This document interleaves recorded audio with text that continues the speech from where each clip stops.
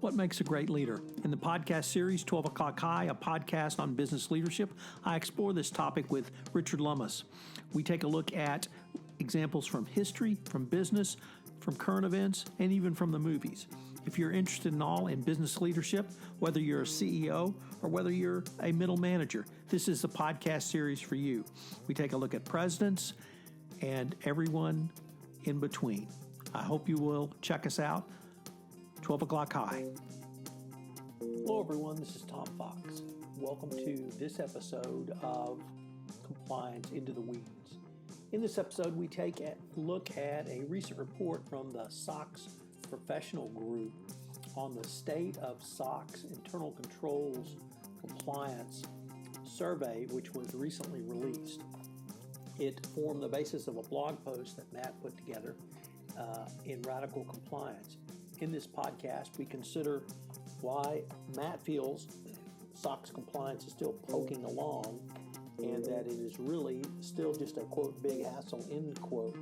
Internal audit is asked and has been tasked with taking on more of SOX compliance roles, and the technological solutions that out there are not yet being implemented, with over 73% of all companies still doing their SOX compliance via spreadsheets and Word documents. So there's lots of room for improvement as we go into the weeds on SOX compliance.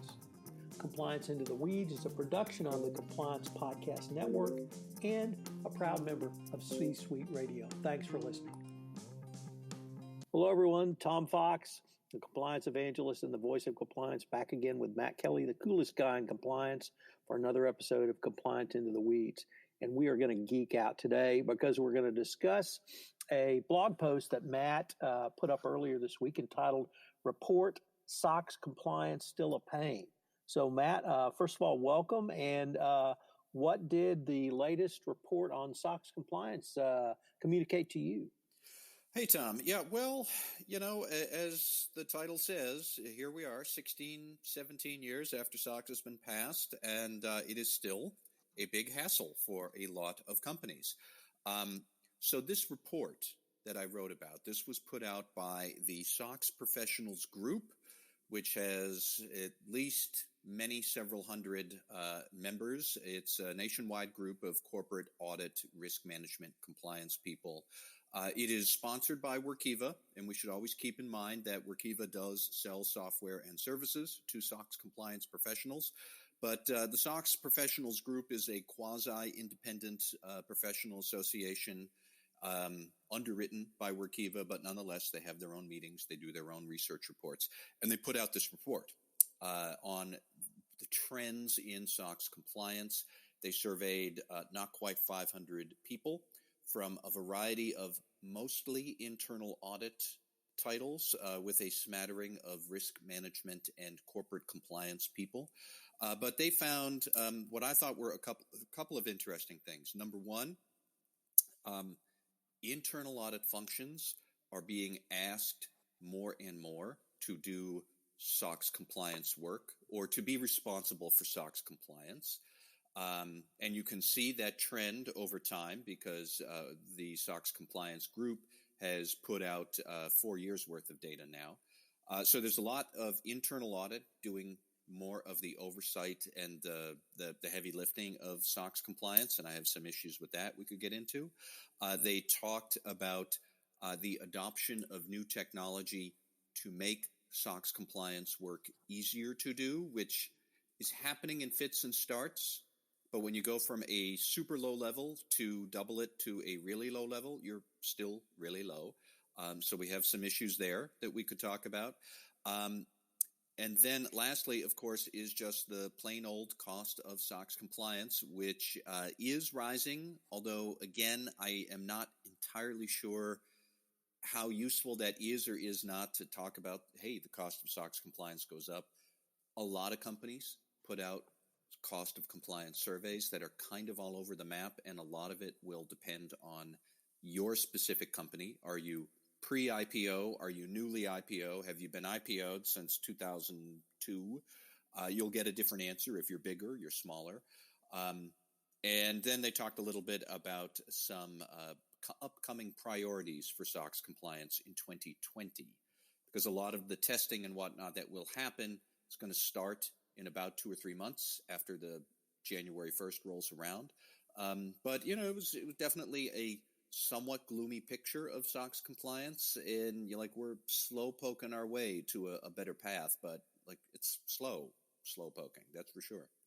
I guess let's maybe take a little bit deeper dive into a couple of your points, Matt. The first one being that internal audit being asked more and more to take over SOX compliance. I guess from my perspective, I don't see that as really too much of a negative, but it appears you might have some other thoughts on that. I do. I would not be opposed to internal audit taking over SOX compliance if it wasn't a terribly heavy or boring burden. And for many companies, it is tedious. It's a lot of scut work, and it's not necessarily what internal audit would want to do to add value to the organization. So I'll give you some statistics first from the report. 4 years ago, the SOX Professionals Group, their numbers said that roughly 33% of companies were the internal audit was handling SOX compliance. Well, now it's up to 46%. So as internal audit seems to be doing more and more of SOX compliance, it seems to be less and less the financial reporting team. And my fear isn't so much who oversees SOX compliance, it's who actually does it. And then when you get into some of the weeds of this report, it does find that for a lot of internal audit shops, they're spending half their time doing SOX compliance, which is not sexy stuff. I am a firm believer in SOX, and I think SOX compliance is important, but let's also remember, Tom, you and I have talked many times over the years about how internal audit should be looking at bigger emerging risks. They should be looking at strategic risks to the company. They should be developing data analytics functions and capabilities so that you can more quickly find when a business risk is drifting into the red zone. That's all important. And if you talk to chief audit executives, the Institute of Internal Auditors, you talk to board directors, they all say that's what we want internal audit to do. Well, this report says they're not doing that. They're doing SOX compliance testing, SOX testing, monitoring of controls, documenting controls. If you automated a lot of that, if you outsourced a lot of that, and then the audit executive or the senior audit team could focus on the sexy stuff, the emerging risks, the strategic risks, I'd be fine with all of that. This study here, this report shows that lots of companies have internal audit doing the inglorious SOX compliance work, and that is not necessarily the best use of an internal audit function's time. And I fear that it comes at the expense of attention to emerging risks, strategic risks, and all the other stuff that's going to put you in the headlines, which is not really going to be SOX compliance testing and monitoring.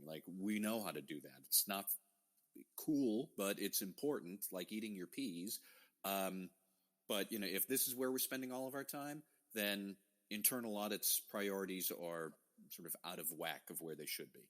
Wow, this is our only the second time I think we've moved to parent corner in compliance into the weeds. So remember, eat your peas, boys and girls out there, even if you are in internal audit. Could this really just be seen as either a misallocation of resources or a reallocation of resources for internal audit away from some larger or bigger picture risks to down into a much more specific technical risk analysis?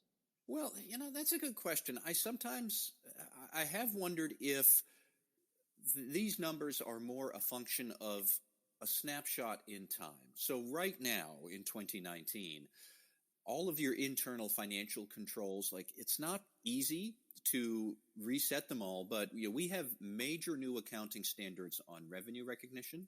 We have them on lease accounting. We have new attention to things like critical audit matters that are big issues the audit firm looks at that are based on a lot of subjective judgment. And there's going to be more big major accounting standards coming soon. So there's a lot of change going on in what your financial processes and what your controls actually should be. So, I can see why you might find SOX compliance to be a bit of a time suck right now. It's also fair to point out that this audience that was surveyed, that produced these results, they are the SOX Compliance Professionals Group. So everybody surveyed is somehow involved in SOX compliance, and they may also do internal audit. But there is a larger group out there of internal audit professionals who may or may not be part of the SOX compliance team. So I do wonder a little bit, are we at the wrong end of the Venn diagram, so to speak, that maybe there are other internal audit executives who aren't in this population of survey takers? Maybe we would have gotten a different answer. I don't know. But what you can see over time, because you've got 4 years worth of data from this survey now, is that there are fewer financial reporting people involved in SOX compliance. There's a teeter-totter mix-mash of companies that have a specific SOX compliance team, but more and more internal audit people are primarily responsible for SOX compliance. A lot of that group are managing it in-house, and a lot of that group are spending at least half of their time on SOX compliance. If you manage SOX compliance well, and we can pivot into SOX technology and how to get it done, we can pivot to that in a moment. But if you did have all of your tech down really well, SOX compliance would not be a big part of your time. It would be an important issue, but if it's well automated and well designed, you'd still have plenty of time to focus on the important stuff as the board would define it, because the board does not see SOX compliance as crucial. They're worried about, are we having an emerging risk that we're not going to see? Are we going to have a strategic bet that we didn't understand and we don't find out until 2 years later, we find out the hard way? Those are what they worry about. And the audit committee, I think, would love to just have a lot of this SOX compliance finally beaten down into some stable, sustainable, repeatable, secured, confident oversight of financial controls. And this data says we're not here there. We're not here yet. So, that's, I don't know if that answers the question or not, but that's what the data tells us. Well, before we get to the tech solution, I did want to pick up on one point you said, which is perhaps they're not, or we are not looking at or asking the largest number of people or the right number of people, because later on in your post, you pointed to a Protiviti SOX compliance survey earlier this year, which really found compliance costs drifting downward. So there seemed to be, if not cognitive dissonance in the two reports, at least a little bit of different focus. And it just seemed to me that maybe there are populations, there's a broader population that both reports did not fully target. That's possible. And the only thing I will point out about the Protiviti report, which came out, I think, about 4 months ago, yes, overall, the cost of compliance for all companies, according to Protiviti, kind of edged downward. But there were so many specific subpopulations where cost of compliance went up. It's like, I don't know what that says. But Protiviti also did find companies spending more time on SOX compliance, and they were testing more controls. Now, why is that? Haven't we been spending all of our time trying to simplify controls and reduce the number that we're testing? Yes, we have. But we had all of these new accounting standards come in on leasing and revenue recognition and everything else I talked about 2 minutes ago. And that had led to more controls to be tested and more adoption of cloud-based services. That's more points of potential error, grief, misconduct, whatever, but there's more controls you need to test. So Protiviti also found that there was more work that had to be done, and it's a lot on testing. It's a lot on documenting controls, and that is what internal audit does. And here we have another study saying that internal audit is doing a whole lot of this and spending their time on it. And it's like, a black hole of attention that is pulling us away from, like I said, the bigger risk management issues that I think most executives and most board directors would like internal audit to worry about, but they're not. They keep getting pulled back to, And every time they think they're out, something in financial reporting pulls them back in. So now let's turn to the sexy stuff, which is the new technologies. But I think we first need to start with Yep. a fairly dramatic chart that you put in your blog post, which looked at the primary technology tools which are being utilized to support SOX compliance. And it seems like we're still stuck on spreadsheets. We are. So according to the SOX Professionals Group, 73% of the survey takers said their primary technology to manage SOX compliance is Microsoft Excel. It's Word. It's PowerPoint flowcharts and things like that. Same stuff it's been since 2003. Yes, that more companies are using things like GRC software or SOX-specific compliance or data analytics. That's good. But when you go from, say, 17% to 34% using a SOX tool, those are the numbers, or 10% to 21% using data analytics, that's good. I mean, a doubling of using these technologies is good, but like I said, we're starting from a really low number and we're doubling it to a low number. It's still a low number. And SOX compliance relying on spreadsheets, like 73% is too high. Until we break that cycle, until we see those numbers like inverted, then SOX compliance is still going to be a lot of really tedious, laborious work that keeps us away from all of the other risk management issues that internal audit should be doing. So here we are.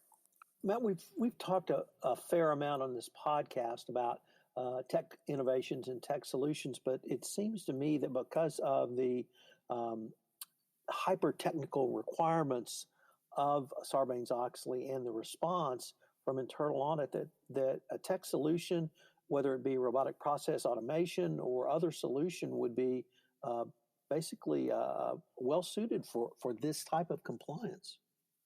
It would be, and what always intrigues me, and this is true in this SOX Professionals survey and in that Protiviti survey that I mentioned a minute or two ago, they always include new types of technology that will be adopted, and it's always somewhere in the single digits or the mid double digits, like anywhere from 5 to 15% are using it now, and 40 or 50% say, but we're really looking at it and we expect to adopt it in 2 or 3 years. And 2 or 3 years later, I see the same pattern when it shouldn't be 5 to 15% 2 or 3 years later. It should be 40 or 50%, and it's not. So I do wonder what are the obstacles and the choke points there, and it gets to questions about how you would define the business case for better GRC or SOX compliance technology, which you really have to be on your point about that. But these are technologies we're going to need to figure out. And I'm sure that, Tom, when we talk about this in like 2030, this will all be distant history. But here now in 2019 with 2020 breathing down our necks, we're still stuck on all these emerging technologies. They're still just emerging. And I don't know when they're going to be emerged, but they haven't emerged yet. I guess my hope is that I'm not a distant memory in 2030. I have every confidence we'll still be here. But you had one other. I have every confidence the Weeds podcast will still be here in 2030. You ended your blog post going in a little bit different direction, which intrigued me as well, that I wanted to maybe get a few of your thoughts on, and that's around cybersecurity, the role of internal audit, and particularly SOX compliance in cybersecurity. So you want to give us a few words on that?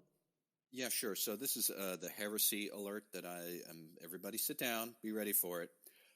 I do not think that cybersecurity is a significant financial reporting issue. And we will pause momentarily while half of our listeners faint, because everybody talks about cybersecurity. Regulators do and audit executives do. Everybody worries about it. It's always at the top of the charts. It's at the top of this SOX Professionals survey too. But SOX compliance is about ensuring accurate financial statements and reducing the risk of material misstatements that have to be pulled back. And SOX compliance is very good at that. We have seen a dramatic decrease in faulty statements that need to be restated. I'm not saying SOX compliance is easy, but it fulfills its objective. But cybersecurity, when you really get down to it, and in hushed, whispered circles, other audit executives will tell me this.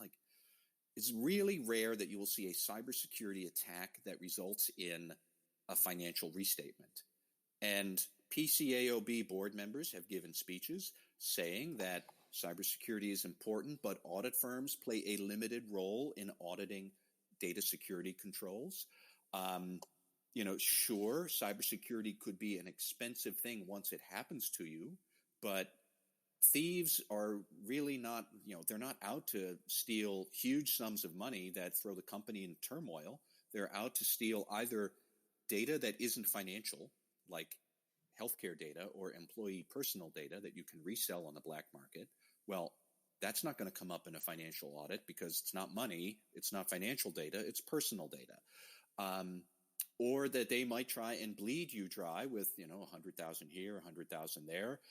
At a $1 billion company, at, some of the largest banks in the world, $100,000 over the course of a year is not a material amount of money. And why would a hacker try to do something audacious that A, might not work, and then B, once it works, you can't do it again. Once you got a steady thing going, you keep it going. That's the hacker's perspective. But all of that means that while we worry about cybersecurity, show me the scenario where it results in a material weakness in financial reporting, which is what SOX compliance is out to prevent. So I still struggle with that. Regulators struggle with that. Auditors struggle with that. In hushed circles, corporate compliance people will admit it, that they don't exactly see how cybersecurity is a SOX compliance and financial reporting issue.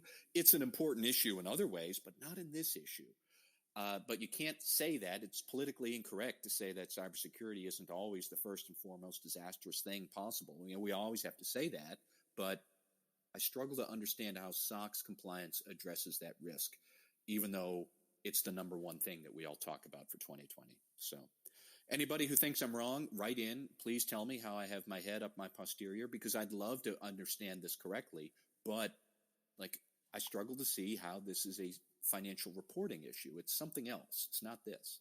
What I see from my perspective is internal auditors struggling with even how to audit around this issue, kind of separate and apart from the SOX compliance component, in a way that I saw internal audit struggling in the 04, 05, 06, 07 timeframe, struggling with how to audit around compliance, anti-bribery, anti-corruption compliance programs, and how to move forward.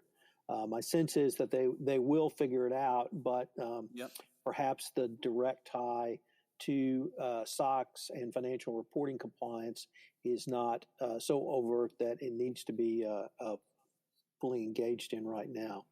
Well, Matt, unfortunately, we're at the end of our time, but I was wondering if you might give us one great quote that can kind of sum up this blog post and your thoughts around why we're slow poking along with SOX compliance. Well, I think more than anything else, this report shows that SOX compliance is still very much a big priority for internal audit functions, and it can be a tedious and laborious priority, which is not ideal because SOX compliance is important, but until we master it, it's going to take our attention away from other risk management issues that do need attention and do need a lot of thought, and we need to break that dynamic somehow. Well, Matt, I greatly look forward to seeing what next week brings us. Thank you, Tom. Hello, everyone. This is Tom Fox again. I'd like to thank you again for listening to this episode of Compliance Into the Weeds. If you have any questions of Matt, he can be reached at mkelly@radicalcompliance.com. You can reach me at tfox@tfoxlaw.com. We'll link to Matt's blog post on this topic in our show notes. I hope you'll join us again next week, where Matt and I take up another topic which catches our eye and we go into the weeds upon.